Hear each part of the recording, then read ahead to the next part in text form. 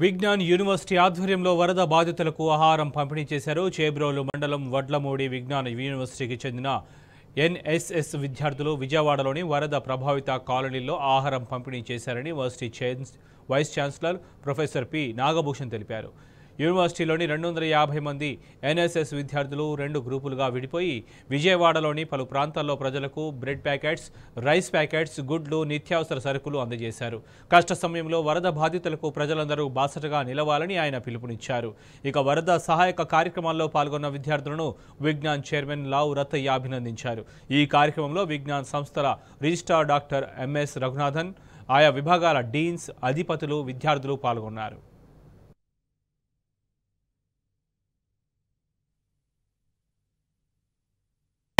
College నుంచి పిల్లలు వచ్చారు.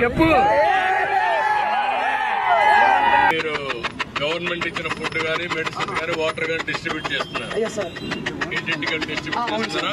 అవును సార్. ఎంతమంది వచ్చారు మీరు? మేము ఒక 30 మెంబర్స్ వచ్చాము. 30 మెంబర్స్ వచ్చారు.